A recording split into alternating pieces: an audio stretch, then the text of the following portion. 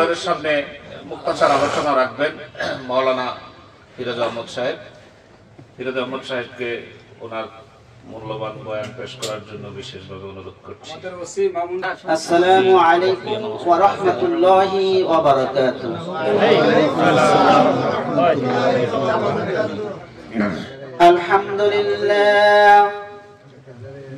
আলহামদুলিল্লাহ নাহমাদুহু ওয়া নাস্তাঈনুহু ওয়া নাস্তাগফিরুহু ওয়া নু'মিনু বিহি ওয়া নাতাওয়াক্কালু আলাইহি ونعوذ بالله من شرور أنفسنا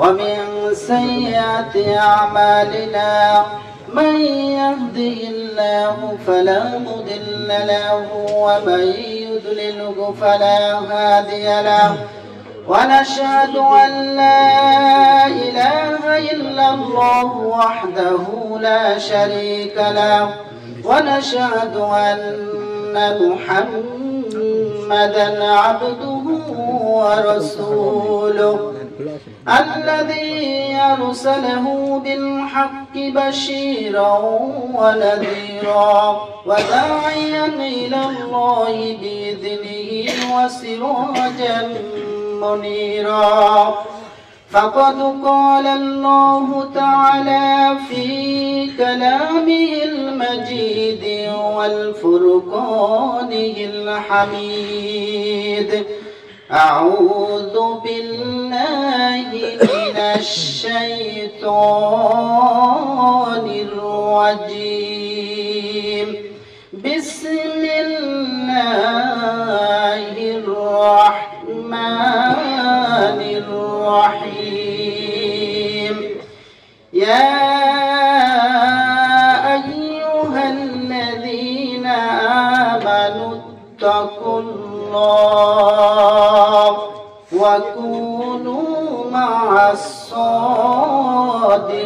الصادقين صدق الله العظيم إن الله وملائكته يصلون على النبي يا أيها الذين آمنوا صلوا عليه وسلموا تسليما اللهم صل على محمد وعلى آل محمد كما صليت على إبراهيم وعلى آل إبراهيم إنك حميد مجيد اللهم بارك على محمد وعلى آل محمد كما باركت على إبراهيم وعلى آل إبراهيم إنك حميد مجيد بلغ العلا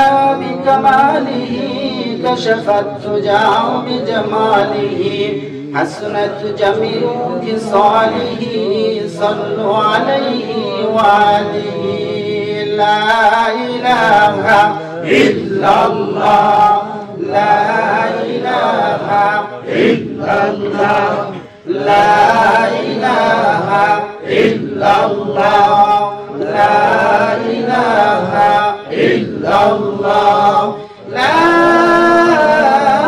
إله إلا الله محمد رسول الله صلى الله عليه وسلم আলহামদুলিল্লাহ আল্লাহ রাব্বুল আলামিনের দরবারে লাখ কোটি শুকর যেই মহান আল্লাহ সুবহানাহু ওয়া তাআলা আমাদেরকে অত্যন্ত ভালোবেসে মহব্বত করে রহমতি বরকতি জান্নাতি বেহেশতের বাগানে আসার বসার এবং আলোচনা শোনার তৌফিক করে দিলেন সে মালিকের দরবারে কালিমাতুশ শুকর সকলে বলি আলহামদুলিল্লাহ।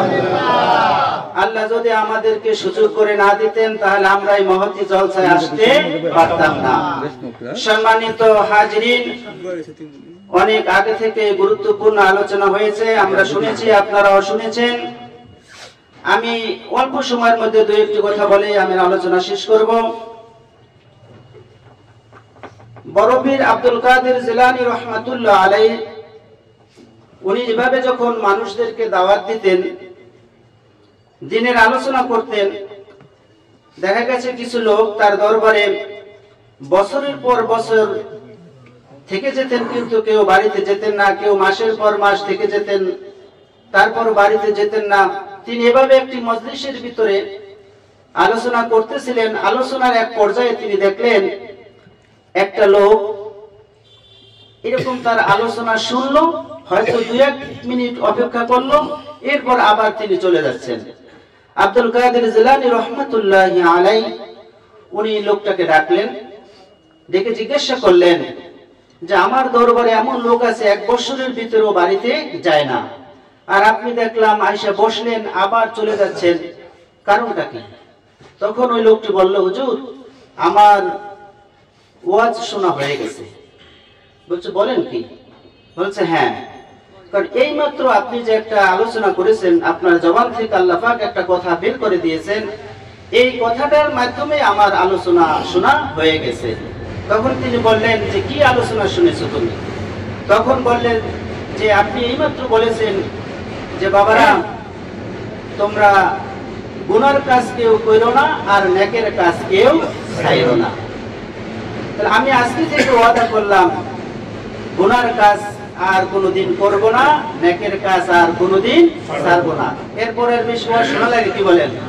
যত প্রকারের গুনাহ রয়েছে সব যদি আমরা ছেড়ে দেই আর যত প্রকারের নেক কাজ রয়েছে সব যদি আমরা আরম্ভ করি, তাহলে আর এই লোকটার কোনো ওয়াজ শোনার প্রয়োজন হয় না। তো সম্মানিত হাজিরিন, আমরা একটি মহতী জলসায় এখানে যে উপস্থিত হয়েছি, আমরা সকলেই এই দুনিয়ার বুকে এখন আর কোনো অন্য জায়গায় নয়, আমরা একটি জান্নাতের বাগানের ভিতরেই কি রয়েছি? বসা রয়েছি। তা আমরা এখানে যে জান্নাতের বাগানের ভিতরে বসা রয়েছি, আমি আপনাদের সম্মুখে যে কোরআনুল কারীম থেকে ছোট্ট একটি আয়াতে কারিমা তেলাওয়াত করেছি। আসলে দুনিয়ায় আমরা এখানে যাই করি না কেন, প্রত্যেকটা মানুষেরই আল্লাহ রাব্বুল আলামিনের দরবারে হিসাব নেওয়া হবে তার আমলের। আমাদের আমল কতটুকু, আর আল্লাহ রাব্বুল আলামিনের দরবারে ওই ব্যক্তি তত বেশি পছন্দনীয় হবে, তত বেশি সুন্দর হবে, তত বেশি নেককার হিসেবে পরিচিত হবে যার আমল সবচাইতে বেশি সুন্দর। এই আমলের মাধ্যমেই আপনাকে আমাকে আল্লাহ রাব্বুল আলামিনের কাছে প্রমাণ করতে হবে আপনি কতটুকু নেককার বা কতটুকু আল্লাহর কাছে পছন্দনীয়। তাই সেই হিসেবে আমরা যারা দুনিয়ায় রয়েছি, দুনিয়ায় যে আমরা আমল করেছি, সকলেই নামাজ পড়তেছি, সকলেই রোজা রাখতেছি, সকলেই হজ, যাদের হজ ফরজ হজ করতেছি, যাকাত ফরজ যাকাত দিতেছি, এই আমলগুলো অনেক সময় দেখা যায় আমাদের আমলের ভিতরে কিছু ত্রুটি থেকে যায়, সঠিকভাবে আমরা আমল করতে পারি না। তখন এই পৃথিবীতে এখানে যারা আপনারা উপস্থিত রয়েছেন, আমরা উপস্থিত রয়েছি, প্রত্যেকটা মানুষই যে কোনো একটা পেশার সাথে জড়িত রয়েছে। একজন আপনি যদি ভালো কাঠমিস্ত্রি হতে চান, তাহলে অবশ্যই একজন কাঠমিস্ত্রির সাথে আপনাকে বেশি সময় দিতে হবে। আপনি যদি একটা কিছু ভালো ইঞ্জিনিয়ার হতে চান, তাহলে অবশ্যই আপনি ওই বিষয়ে যে অভিজ্ঞ তার সাথে কিছু সময় দিতে হবে। এইরকম প্রত্যেকটা বিষয়ে যারা ব্যবসা করতেছি, তারা যদি ভালো ব্যবসায়ী হতে চান, অবশ্যই একটা ভালো ব্যবসায়ীর সাথে আপনাকে আমাকে কি করতে হবে? সময় দিতে হবে। ঠিক তেমনি ভাবে আপনি যদি একজন আল্লাহ হতে চান, আপনি যদি একজন আমল আলাল ব্যক্তি হতে চান, তাহলে অবশ্যই আপনাকে কি করতে হবে? একজন আমল আলা ব্যক্তির সাথে বেশি বেশি সময় দিতে হবে, যেটা আল্লাহ রাব্বুল আলামিন তার কোরআনুল কারীমের ভিতরে বলে দিয়েছেন যে তোমরা কি করো, এই দুনিয়ায় যদি তোমরা মুত্তাকি হতে চাও, পরহেজগারী হতে চাও, আমার নেককার বান্দা হতে চাও, তাহলে কুনু মা'আস সাদিকিন, একজন সাদিক লোকের সঙ্গী হয়ে থাকো। এই পৃথিবীর ভিতরে যত তাফসীর গ্রন্থ রয়েছে, সমস্ত তাফসীর কিতাবের ভিতরেই কুনু মা'আস সাদিকিনের ব্যাখ্যা করেছেন হক্কানি উলামায়ে কিরাম। তা আমরা যারা আমল করব, এখানে যারা আমরা উপস্থিত, সকলেই আমরা মানিকগঞ্জ দরবার শরীফের সাথে জড়িত। তাই আমরা সকলেই যে আমলগুলো করব, আমার শায়েখের তত্ত্বাবধানে একজন কুনু মা'আস সাদিকিন যে ব্যাখ্যা মুফাসসিরগণ লিখেছেন, তার সম্পূর্ণ তার ভিতর রয়েছে। আমরা তাকে অনুসরণ করব। আমরা তাকে অনুসরণ করে আমরা যদি আমাদের জীবনটা পরিবর্তন করতে পারি, তাহলে পরকালে আমরা কি করতে পারবো? সফলতা অর্জন করতে পারবো।